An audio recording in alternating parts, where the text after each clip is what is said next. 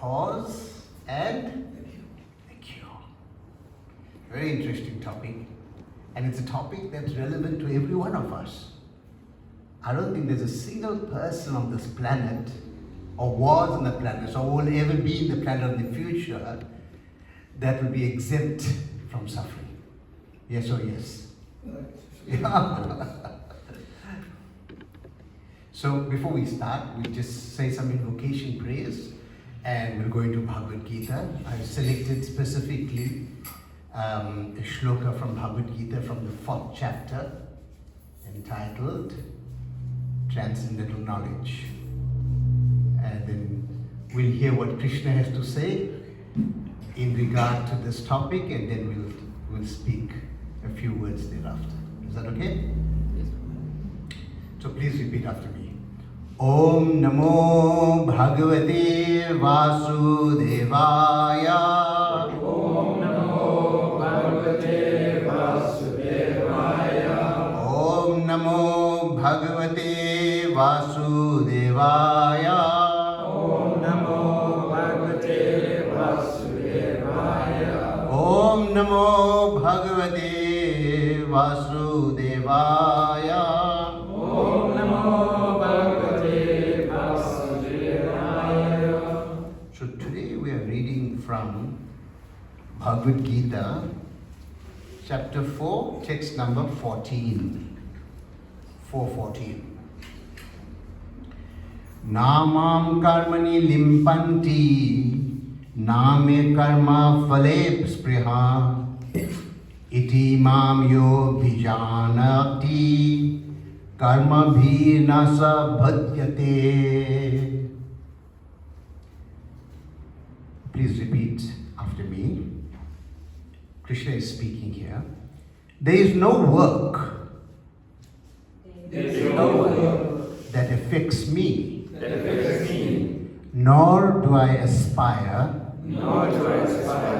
for the fruits of action. One who understands this truth about me also does not become entangled. Also does not become entangled in the fruitive reactions of work. Okay.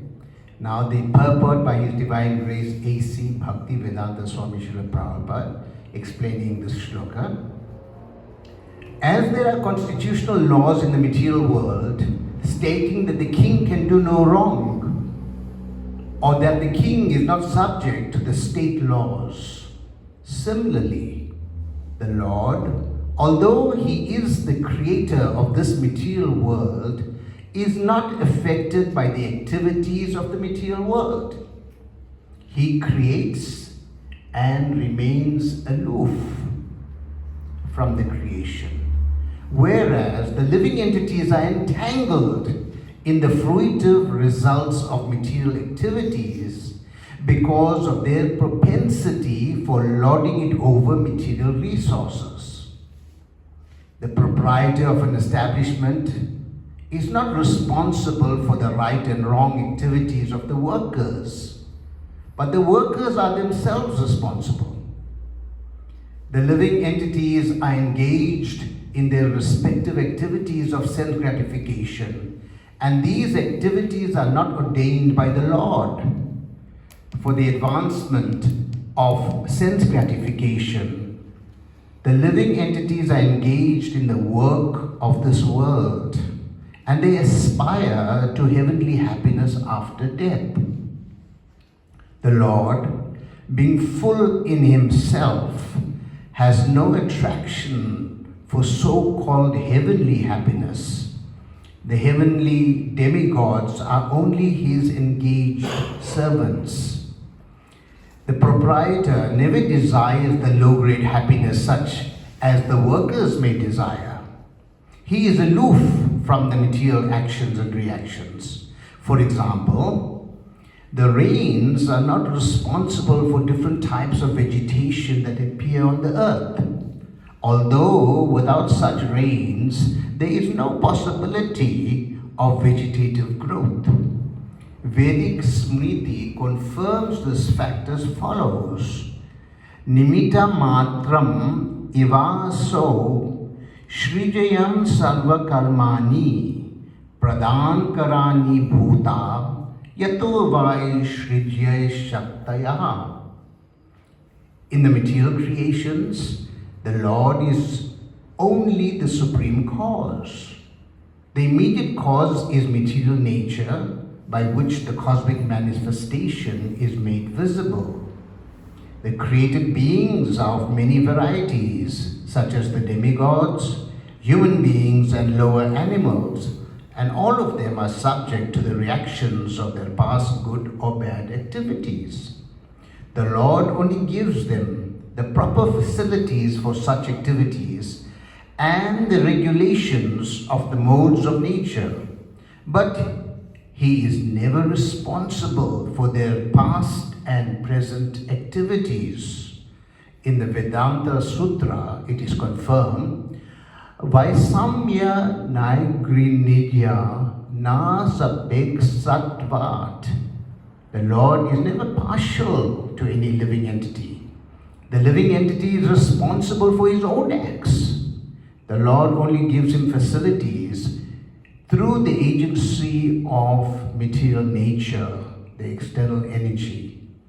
Anyone who is fully conversant with all the intricacies of this law of karma or fruitive activities does not become affected by the results of his activities. In other words, the person who understands this transcendental nature of the Lord is an experienced person in Krishna consciousness, and thus one is never subjected to the laws of karma. One who does not know the transcendental nature of the Lord and who thinks that the activities of the Lord are aimed at fruitive results, as are the activities of the ordinary living entities, certainly becomes entangled himself in fruitive reactions. But one who knows the supreme truth is a liberated soul fixed in Krishna consciousness. There's a lot here, right? So please go back and read it again. It's Bhagavad Gita. The reference is chapter 4, text number 14. Excellent. Well done. You have to stay awake, right? Good. I think there's a lot of echo, Prabhu. Can you just turn down the echo a little bit? Feedback, a lot of feedback, yeah. Om Jnanatimirandhasya Jnananjana Shalakaya Chakshurunmilitam Yena Tasmai Shri Guruve Namaha Shri Chaitanya Manobhistam Stapitam Yena Bhutale Swayam Rupa Kadamayam Dadati Swapadantikam Vansha Kalpatarubhyascha Kripa Sindhubhayevacha Patitanam Pavanebhyo Vaishnavebhyo Namo Namaha Jai Shri Krishna Chaitanya Prabhu Nityananda Shri Advaita Gadadhara Shiva Shadi Gaur Bhakta Vrinda Hare Krishna Krishna Krishna Hare Hare Hare Rama Rama Rama Hare Hare. So, suffering. Suffering is defined as a state of hardship, of distress, of pain. And if you had to think of any examples of suffering, we'll just speak briefly about some of them, but there's an unlimited amount of examples of suffering in our own personal experience, in the experience of others that we may know, and what we may read or hear and watch on television, for example. Suffering is rampant everywhere. The suffering we can think of as suffering that involves our physical body, physical pain, When somebody is suffering, how they are? What are their characteristics? You can tell. Easy. When you look at somebody, you can say so-and-so is suffering a lot, or somebody is suffering a little. Somebody who's suffering has tears in the eyes. They'll have a pained expression. You know, like a mother who just loses her child. You see the expression on the mother's face? You just look at that face and you know, we call that vicarious suffering. The pain that she's experiencing. Like that. Somebody not sleeping. People not eating. All these are different symptoms of somebody who's suffering. Then you have suffering that's involving emotions, failed relationships, being disappointed. So those are all emotional abuse that gives you emotional pain. And then you get another category which is called psychological suffering. Somebody may be haunted by ghosts. Somebody may have some psychiatric illness. Somebody has some phobia. I'm scared of the dark. I'm scared of confined places. These are all different types of suffering categories. The Vedic scriptures gives us a very clear classification. It says all types of suffering can be put into one of three categories. It's called Adi-Daivik, Adi-Bhautik, and Adi-Atmik. So Adi-Atmik suffering is that which is caused by yourself, your own body, your own mind, your own so-called intelligence. You are the cause of your own suffering. Like, for example, it's very simple. If you decide that you want to gamble, you say, no, I'll beat the casino, and you get ripped and you lose all your money. Whose fault is that? Your fault, right? Sometimes we the architects of our own doom. Yes? Yeah. So many examples like that. We make wrong choices. We think we're very smart, but we make a wrong choice, and then we pay dearly for it. So that's the Adi-Atmik category. Then you get the Adi-Bhautik. Adi-Bhautik means suffering caused by other living entities. Examples? Anybody? What's an example of suffering caused by somebody else? Mosquitoes. Right? Yeah, cockroaches. Yeah. Fire ants. Your neighbors, your mother-in-law. Oh, sure. Not go there now. And by the way, I had a very wonderful mother-in-law. She was the exception. She's late now, but she was the best. I wish everyone has a mother-in-law like the one I had. Oh, amazing woman. Yeah. So, that stereotype of mother-in-law is just... So, yeah, like that. Other people can cause you suffering. Dogs. Whole night dogs are barking. People are breaking into your homes. Rogues, hijacking, all that is Adi-Bhautik suffering. And the third category is Adi-Daivik. I mean that which is influenced by the Devatas and the Devis. That means the demigods. Like examples would be natural catastrophes, like floods, earthquakes, volcanic eruptions, COVID, pandemics. These are all under the influence of the Devas and Devata and the Devis. So these are three categories. This material world is designed for suffering. The world is designed to make you suffer. Now, if you don't believe me, let me give you one example. Take any part of your body, any part, and think how many hundreds and thousands of ways there may be to inflict harm and pain on that part. Let's take your little finger, for example. Somebody can smash it, cut it, burn it, poke it. So many different ways will cause harm. Bend it, break it. And just think comparatively how few ways there are to give this little finger pleasure.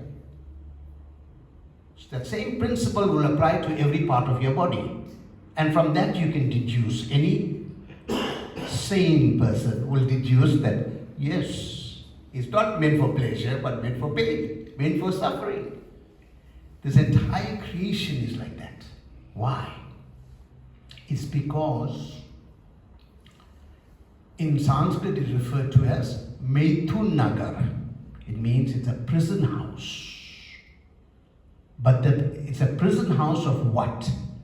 Not with bars and all burglar guards and security, It's a prison house of desire. Our desires is what imprisons us. So, Methun Nagar. So this is the material nature. And who's in charge of this material nature? Who's the boss? Who's the boss? Did anyone go to take darshan upstairs in the temple room? Please, you must take darshan. If you come to the temple, you have to respect the deities of the temple. Do not disrespect the deities in the temple. So take darshan. I don't know if it'll be open when we finish, but make it a point that whenever you come, offer your respects first. So you see there on the altar is Durga Devi. She's the boss of the material world. She's in charge. And her mandate, her portfolio says, keep the prisoners in.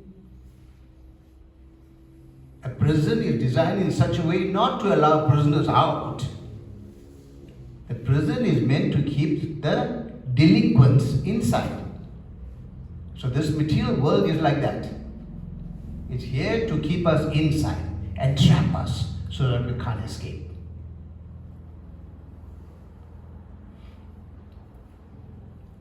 And that's because we chose to become delinquents. We made the conscious choice to leave our original place in the spiritual world. And thinking, okay, grass is green on the other side, let's go check it out. And then when we come here, we realize we're getting whacked from every side. Battling to breathe, barely able to keep your head above water. This is what happens. And the design of any prison setup is to reform the inmates. It's meant to reform you. It's meant to teach you a lesson. And you know what? You've been a criminal.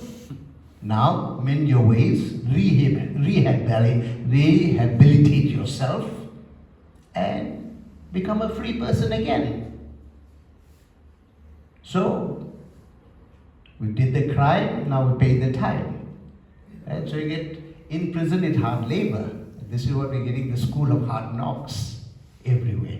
That's the suffering. So the suffering is meant to teach us a deep and valuable lesson. And it means that we are not part of this place. We are not meant to be here. It's a foreign thing to be in prison. It's not natural. And when we realize that we're in a foreign place, like we very often colloquially say, we're visitors here. We're visitors. Nobody stays on holiday forever. Have you noticed anyone on holiday forever? You can go on holiday for a long time and then get fed up. I don't know, anyone that's got fed up on holiday and say, listen, I'll go home now, I had enough. Yeah, no matter how good things are, you want to say, okay, enough of this holiday. But this prison house is like that. We have taken a sojourn, we've taken a detour, and we come here, and say, quickly we have to realize, this is not our home.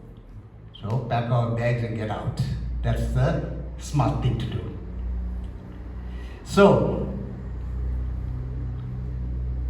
how do people in general cope with suffering?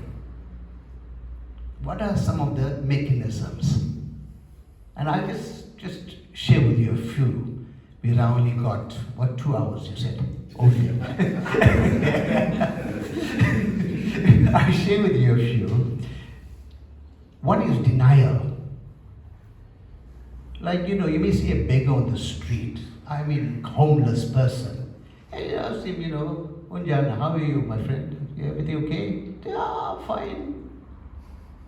But yet he's bablas and he's this and that. You see him and he looks like, he looks like, hey, this guy, a bomb hit him. So it's obvious to see he's in trouble.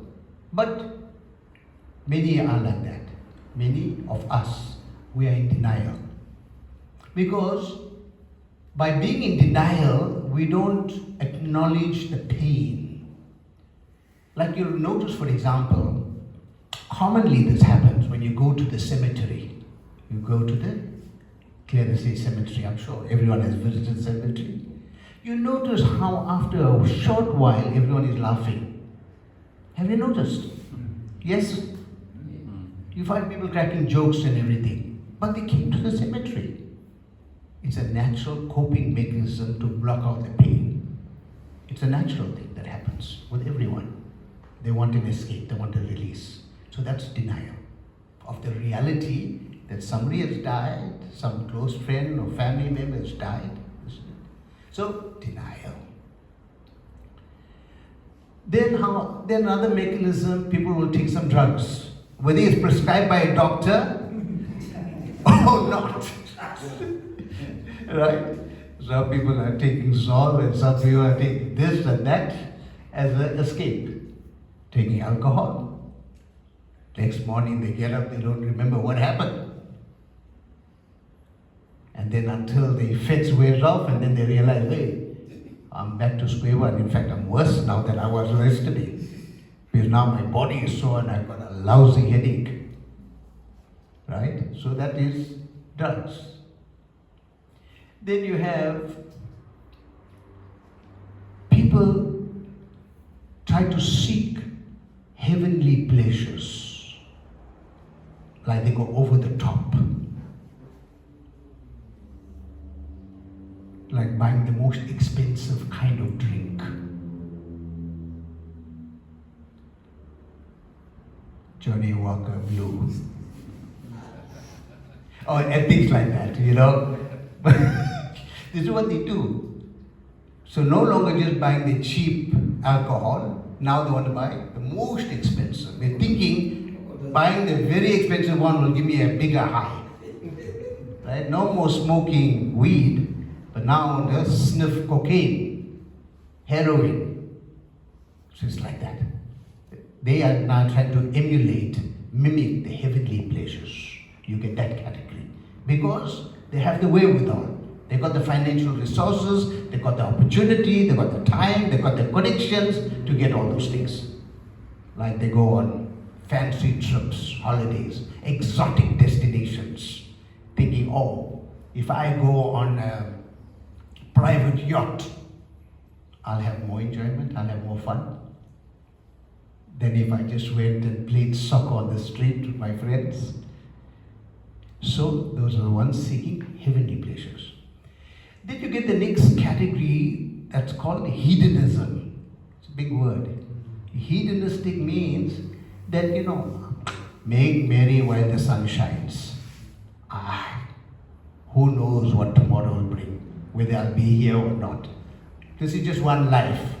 I don't know what happens after death. I don't care what happens. So let me make the best of it now. I worked hard, and you know what you see? You see these people, Monday to Friday, they work like a dog. Then come the weekend, they party like hell. Then Monday, they start the same day again, working like a dog. And by Friday, Saturday, all the money is finished again. And the cycle repeats itself. Right? These are the hedonistic type of attitude. And then from there, it extends to the next category.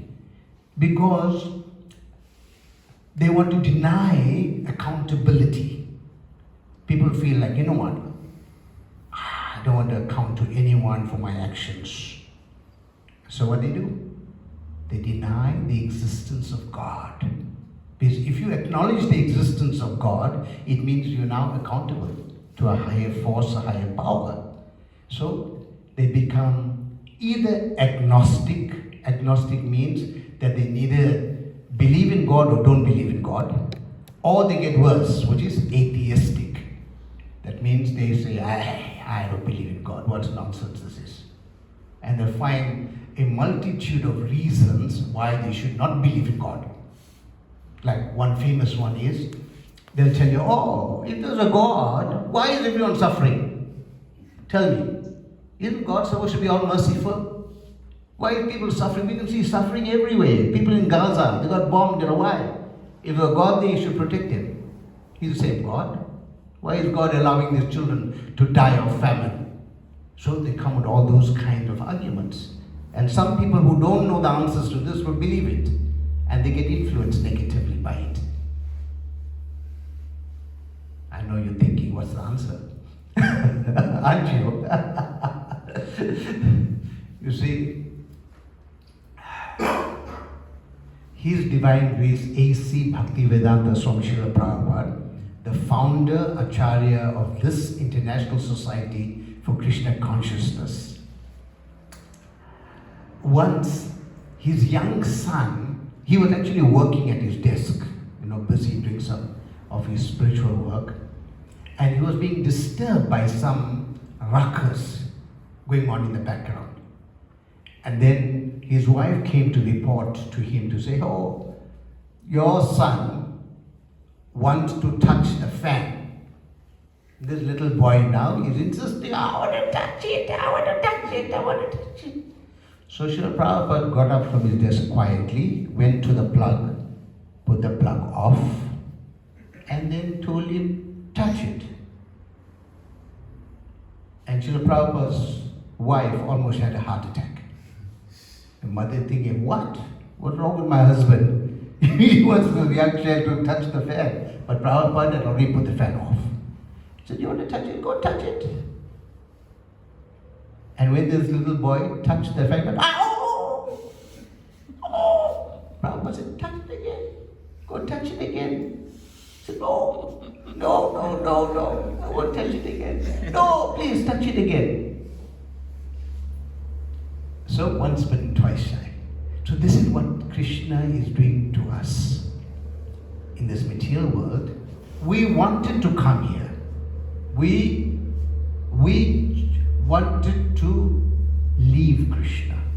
We chose actually to leave Krishna. So Krishna said, okay, go. If you want to go, go. Go check it out. Have fun. See how wonderful it is. Then when you get beaten black and blue, then maybe you get to your senses, then you can turn towards me. Maybe. And for that reason, and that reason alone, Krishna manifests himself as the Paramatma, the super soul that accompanies each and every living entity throughout their journey through eternal time. Imagine what a friend Krishna is. A friend in need is a friend. This is Krishna. You cannot get a better friend than that. That in your darkest hour, he is waiting upon you. You don't have to call him. He's there waiting already. Waiting for you. But what we do? We turned our back towards him, and we continue to turn our backs towards him. If you turn your back towards Krishna, who will you face? Who? You're facing Maya, the illusory energy of the Lord, the shadow. So, how wonderful it will be that if we can all lead a sinless life, a pure life. Isn't it? It'll be nice. You do no harm to anyone. No one will feel aggrieved because of you. No, not even animals, not even the environment will be harmed because of you. Everything will benefit because of your presence. The world becomes a better place because of you, not despite you. How wonderful that will be. People think that's a good thing to do? Yes? You want to be like that? No. Yes, hands up. Who wants to be like that? That you want to be like pure, sinless. You want to live your life in such a way that you don't harm or hurt anyone, but only bring good upon everyone. Isn't that such a utopian aspiration? But unfortunately, not possible in this material world. Padam padam hi vipatam na tesham. You can't even take one step without committing sin. You can't even take one breath without committing sin. You can't even eat one morsel of food without committing sin. Because I told you, this material world is designed in such an expert way to keep you entrapped. So it forces you to be sinful. So the more sinful you are, the more you get entrapped. You have to take birth again, you come back and pay your debts, your karma, and you go on and on and on ad infinitum without any recourse. You just can't escape, no chance. So, end of lecture, done and dusted, finished now. Everyone can go home. No hope for anyone.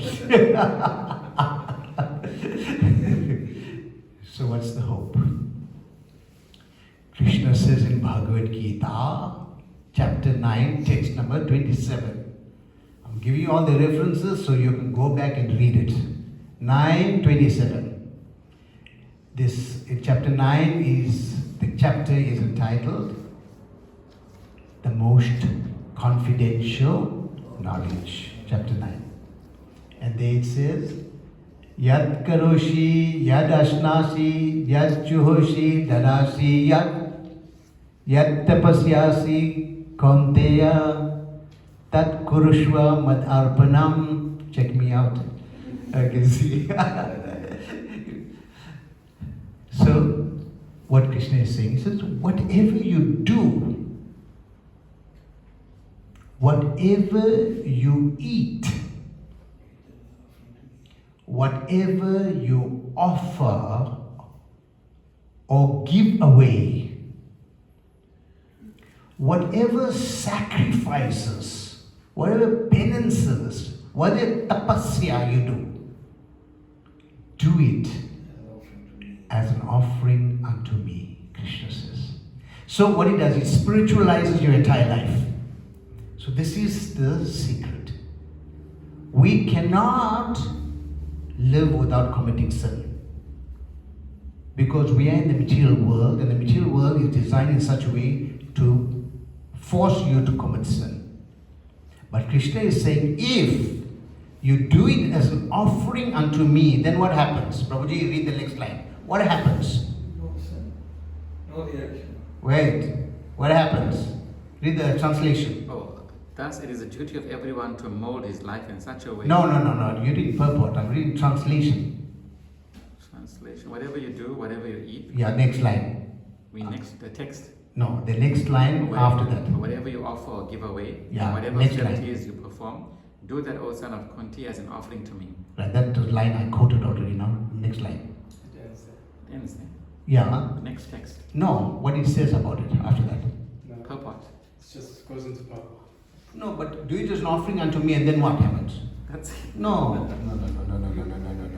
The next verse is the same. 9:27. Let's go and see this. Prabhuji, that's Next text. that's an abridged version. 9:27. Let's see.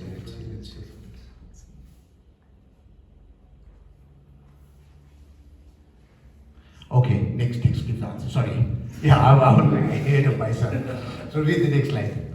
Next text, translation. Next one. In this way, you will be freed from bondage to work. Stop. That's it. Just by doing this, you get freed from the bondage, the karmic reaction. So Krishna frees you. So Krishna does the freeing. Like let's say the king can free any prisoner, right?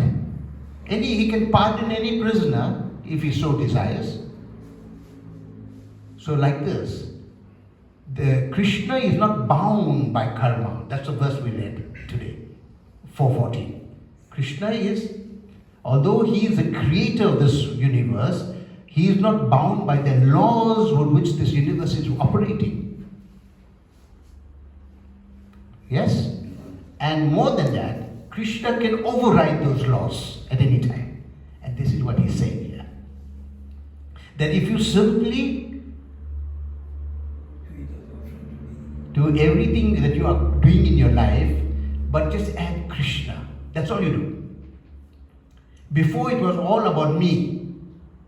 I'm giving charity because I want the benefit. I'm eating because I'm hungry.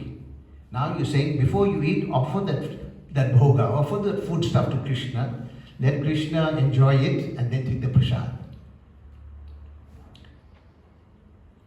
Your work, make your work, spiritualize your work by giving a portion of the income towards Krishna conscious activities. It spiritualizes your work. Because you're thinking, oh, Krishna, you're giving me these talents. Let me use my talents that you have given me to help spread your mission. Let me fulfill Bhagavad Dharma, what you want. Let me do something that will please you. So this is how we spiritualize our lives. Gradually, you'll find that every facet of your life is completely spiritual. There's nothing that you're doing that's material. You'll keep, and you'll see it. You start off with this and you keep going. What verse is this that we quoted now? 9:20? 9:27, right? Remember that. It's nice to go and read it. Go back and read it, and go and read the purport again and understand it. Okay. So the problem is that we don't want to listen to Krishna. Krishna has spoken Bhagavad Gita. We don't read it. So how will you know the instructions of Krishna? We want to rely on our own minds, our own intelligence, and our own limited abilities to say, I know what's best. So you're always going to get whacked. You're always going to come on second peg. Better to use Krishna's intelligence. Krishna has given instructions clearly. So if you don't take it, whose fault is that? It's your own fault. We can't cry and say, oh, it's so hard, life is so tough, I have so much problems. My kids don't visit me. Somebody stole my inheritance. We always got issues, right? You gotta know that these lessons will repeat itself over and over and over again in your life until you get it. Until you get it. If the penny doesn't drop, it'll keep happening. It'll keep happening. So once the penny dropped, then Krishna wipes the sweat from his brow. Said, Finally, Naresh, you got it. Finally. So many millions of lifetimes you went through. Birth, disease, old age, and death. Each of those facets are very painful and suffering in every one of them. And you didn't get it. Now in this one very rare birth, you come to Saptah Mandir. Saptah. It cleanses you, makes everything soft. Come to a temple to clear and purify our consciousness. So, Krishna gives another powerful instruction. He says, Man mana bhava mad bhakto. Become, always think about me and become my devotee. Man mana bhava. Mad bhakto, mad means my devotee. Man mana bhava mad bhakto. Mam yaji mam namaskuru. What yaji means? Worship. Worship me and namaskuru. Offer obeisances. Offer your respects to me. That's all. That's the process. That's all you need to do. What are they? 4 things. One is, first one, man mana, think about me. So, how you'll think and remember Krishna is if you read and hear. You hear and, right? Man mana bhava mad bhakto, become my devotee. So thinking about Krishna in a favorable way. Krishna is my Lord and Master. Krishna is my best friend. Krishna, you're doing so much for me. I'm so grateful. Everything, Krishna, Krishna, Krishna, Krishna. Mam yaji, worship, like what we did just now, we did puja. Do some puja in your own way, simple worship.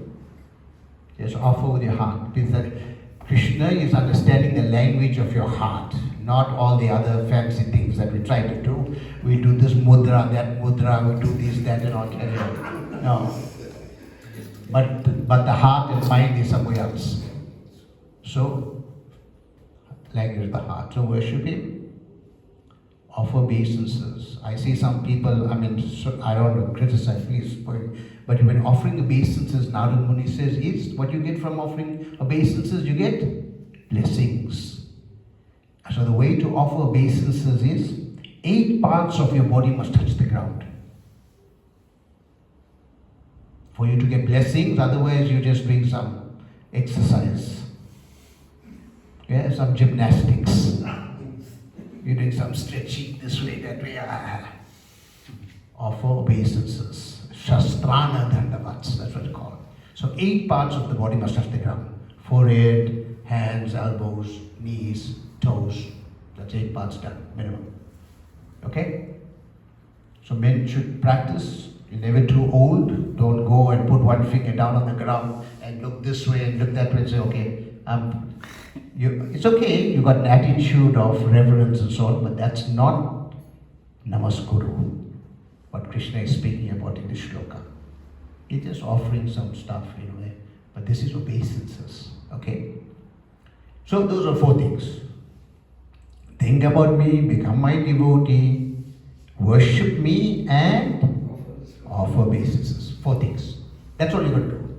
Man mana bhava mad bhakto mam yaji mam namaskuru mam ivesasi satyam te pratijana priyosime. That means in this way you'll come to me. Krishna gives assurance. If you do this, then you come to me. You come back, go back home. That's all. Simple, simple, simple. Ultra simple. It's so simple you can miss it. Bhagavad Gita. Chapter 18, text number 65. So, all we have to do to mitigate suffering is to surrender to Krishna. Again, we're going to reverse that process. When we left Krishna, we were arrogant, we were boisterous, we were egoistic, full of ourselves. Now we have to become humble. That's how you, when you pay your obeisances, you show humility. And you say, Krishna, I learned my lesson. I want to go back home. I don't belong here. Can I go back home? This whole process is a process of purification. We have to purify ourselves. We have become so contaminated over zillions of lifetimes that our hearts have become engulfed with grime that's so thick, hard, and difficult to remove that you can't see the heart anymore. All you see is grime. It's like having a diamond in mud. All you see is mud, you won't see the diamond. But somebody who knows how to remove the mud from the diamond, just take a hose pipe and spray it, you're left with the diamond. The diamond is always a diamond, it's there. So we are all diamonds, spirit, soul. So when we function under the control of Maya, that means when we function to the vagaries of the body, trying to satisfy our senses, then what happens? We're going to get frustrated and we're going to end up with suffering. Very key point to understand that suffering is a consequence of being engaged in the material world where one is trying to satisfy their own senses. Hard, but this is the essential point to grasp. Key element. Why? Because this body is not yours, and you are not the body. You are not this body, you accept that, your spirit, soul. But the second point is that this is not your body. This body belongs to Krishna. Krishna has loaned you this body. It's like me loaning you my new S-Class Mercedes Benz. You have to take good care of it, otherwise I'm not going to give it to you again. And you can do wonderful things with that fancy car. So same with the body. The body is the vehicle meant to use the vehicle to serve the Lord. So if you do not know how to drive the car, although I gave you the keys, but you take it, but you don't know how to drive it, take the car. But it's useless. So you have to know how to drive. So in the same way you need to know what is the utility of this body, what you need to do with this body. When you learn that, then life takes on a new dimension. Just like that. Instantly. Then you realize, hey, what am I doing? I'm wasting my damn time with all this other stuff. I should be using every aspect of my existence in connecting with Krishna. Man mana bhava mad bhakto mam yaji mam namaskuru. The four things. Thinking about Him, becoming His devotee, worshipping Him, and this is key. When we do this, and this is how we escape. And the best way to worship Krishna is to chant His holy names. The best way. You can worship any way you like, but the best of the best is to simply chant His holy names. You can see how when somebody who loves you calls your name, how you feel. Isn't it special? When somebody who loves you calls out your name, that name has a unique sound to it. Like, if your mother, if you can remember when if your mother is not living, like when she's called, like my mom, she's no more around, but when you call her, oh beta. So, in such a way, so much of love, so much of emotion. You can just feel her love just by how she says it. So when we call Krishna's name, it should be like that as well. Call it with all the love in your heart, all the love at your disposal. In this way, you endear yourself to him. In this way, he will take a personal interest in you and take you back home. So this is a secret of how to mitigate suffering, how to end suffering. As long as we remain in the material world, we will what? Say it loudly. We will suffer. Don't feel shy. You must know it. As long as we remain in the material world. Why? Because this place is a place of suffering.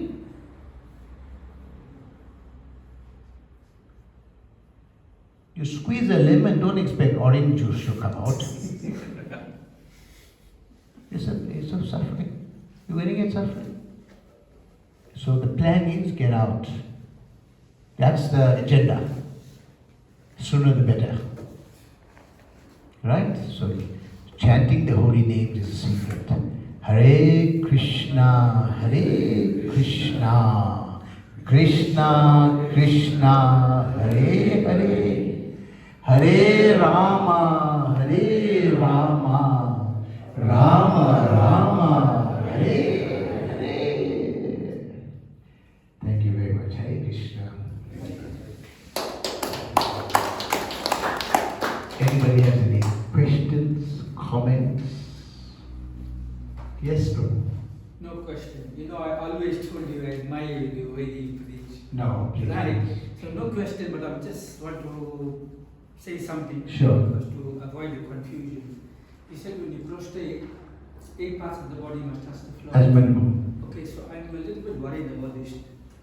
Now there's 3 Matajis here. Yeah, what about I it? think the women do it differently. No. Yeah. No, they didn't say. I would think that way. 8 parts of the body touch the ground. Said I'm not supposed to do it because I'm a female. No. For the female is not to breast mustn't touch the Yes, ground. exactly. That's all. Yes, that's what That's I all. But 8 parts touch the ground.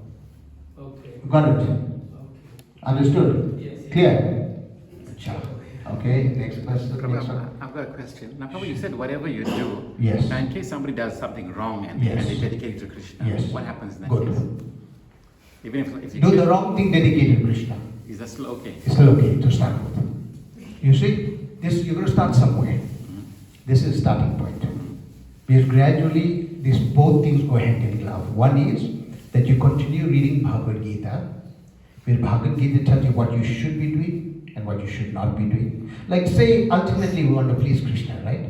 And if you want to please anyone, the sensible thing is to figure out what will please them. Let's say you're going to buy somebody a birthday gift or a wedding gift. How you go about doing that? You first think, hey, what this person likes. Yes. You know, if you get some, or you buy it for your spouse or your child. What do they want? What do they like? What will please them? Then you want to work around that. So in the same way, Bhagavad Gita is Krishna speaking to us directly, telling us exactly everything. So both goes together. Remember what I said? Manmana bhavavat bhakto. The 4 things. Think about Krishna. How are you going to think about Krishna? You get bored if you just stand here, oh, I'm thinking about Krishna. But if you meditate on one shloka, for example, from Bhagavad Gita, you could spend a whole lifetime on that one shloka. Whole lifetime you can be thinking about it. And you'll find certain shlokas will jump out at you. So like that. So you read and gradually, remember I mentioned this is a process of purification. So as we learn more and as we apply the knowledge more and more, the more purified we become.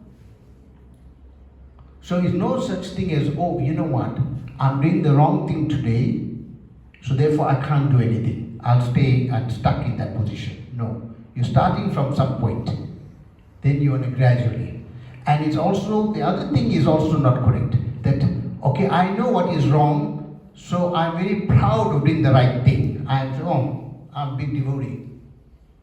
Krishna, I know what to do. No, you don't know what to do. You think you know. Because again, it's not a mechanical thing. It's not that, I pick up the beat bag, I'm chanting Hare Krishna, Krishna Krishna, Hare Hare, Hare Ram, Ram Ram, Hare. We can say it in fancy tones and all that. Or just see how wonderful I'm chanting, how deep, how serious, how grave the chant is. No, it's what's happening in the heart. What transformation is taking place internally. And that only you'll know. Everyone can make an external show. Krishna consciousness is internal. It's not an external show at all. Right? Everything happens internally. And you will know how you are being transformed inside. You'll see it. You lose taste for that which is mundane. And you'll gain taste for that which is spiritual. That's the yardstick, how you'll measure it. And this is a continuum. That means it's a never-ending process of advancement. So there'll never be a stage where you will say, okay, I know everything and I am perfected. Never. Because there'll be also greater and higher degrees of perfection. But as you become eligible, more is revealed. And when more is revealed, you'll realize how much more there is. But it's all nectar. It's not that, it's drudgery. I have another, man, I worked so hard. I came to this point. Now I'm disappointed. No, it's nectar along the way. Every step is nectar. So as you're going up, as progressing spiritually, everything is getting sweeter and sweeter, and it's getting more condensed, more nice, more sweet. Thank you. Okay, Yeah. answer the question, right? Okay. Thank you, everyone. Hare Krishna. All glory is Krishna Prabhu. Srimad Bhagavad Gita, Grantaraj, Bhagavad Gita, Jai. Hare